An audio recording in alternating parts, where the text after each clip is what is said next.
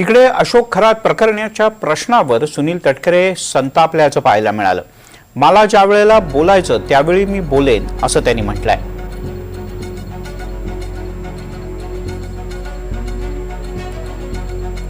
गाडी पाय बघा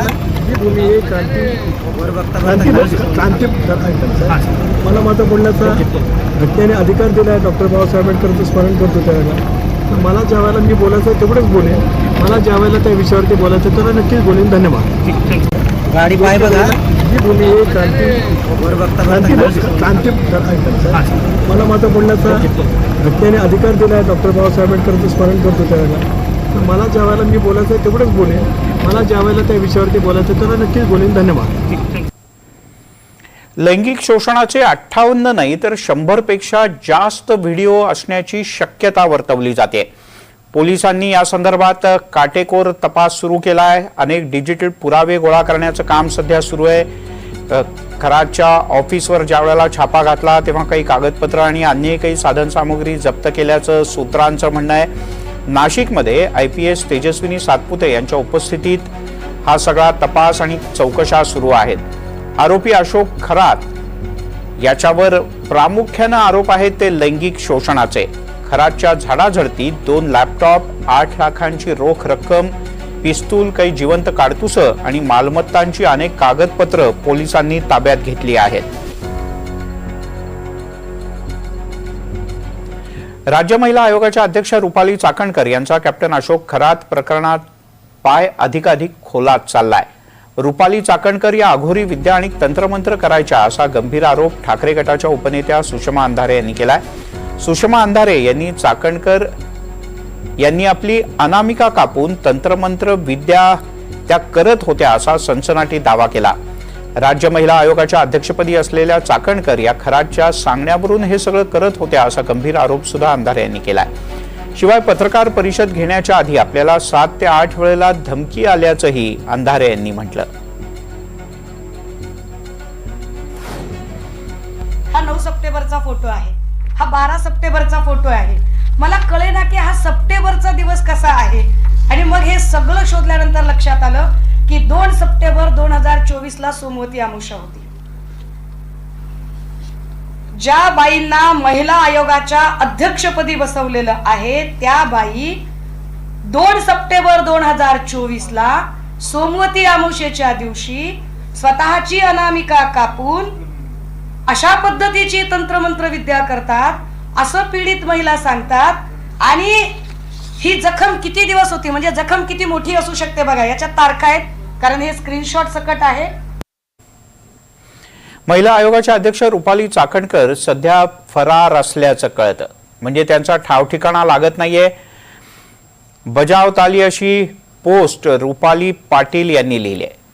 त्यांनी आपल्या पोस्टमध्ये असं लिहिलंय की महिला आयोगाच्या अध्यक्षा रुपाली चाकणकर फरार, बजावताली असं त्यांनी आपल्या फेसबुक पोस्टवर लिहिलंय।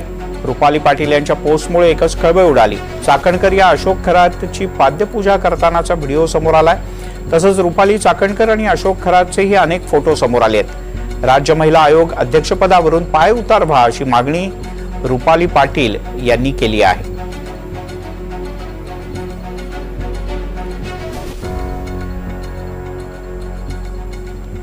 राष्ट्रवादीच्या नेत्या रुपाली ठोंबरे यांनी चाकणकर फरार असल्याची पोस्ट केली आणि त्यावर आता सुषमा अंधारे यांनी देखील तोच प्रश्न उपस्थित केलाय। चाकणकर नक्की महाराष्ट्रात आहेत की फरार झाल्या असा प्रश्न त्यांनी केला। तर ईडीनं खरात आणि चाकणकर यांचे आर्थिक स्रोत तपासावेत अशी मागणी सुद्धा अंधारे यांनी केली आहे। यासह पोलिसांनी चाकणकर यांना ताब्यात घ्यावं अशी मागणी सुद्धा त्यांनी केली आहे।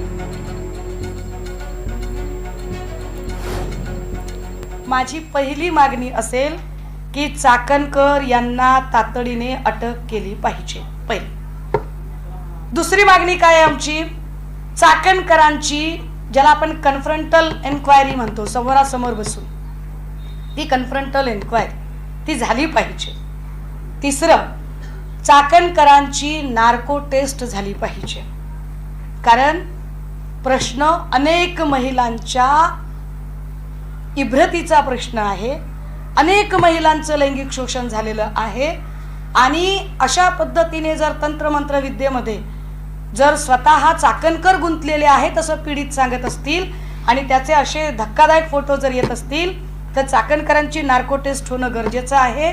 पण चाकणकरांना अटक करताना आणि नार्को टेस्ट होताना चाकणकर ज्या पदावर आहेत त्या पदाच्या गौरव गरिमेचा विचार करता त्या पदावरून त्यांना आधी बाजूला करावं लागेल.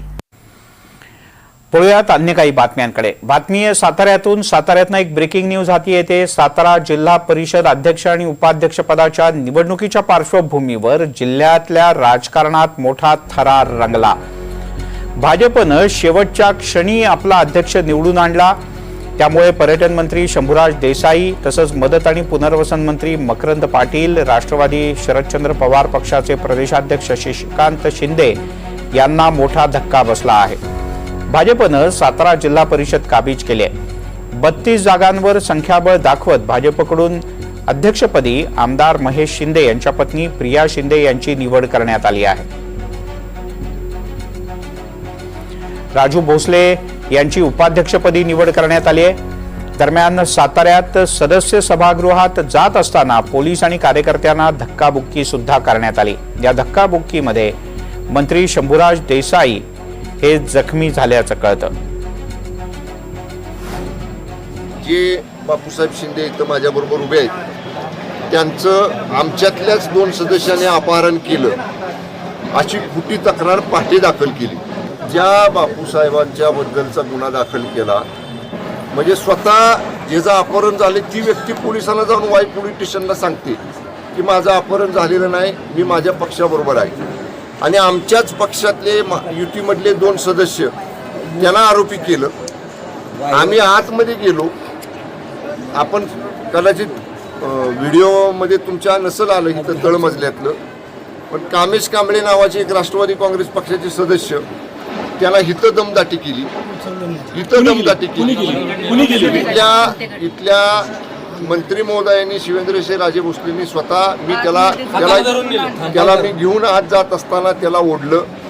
आता ज्या सदस्यांचा संबंध नाही, अमोल मोहिते नगराध्यक्ष त्यांचा काय या निवडीशी संबंध, ते कसे आत आले? फिरोज पठाण त्यांचा काय संबंध, ते सदस्य नाही, ते कसे आत आले?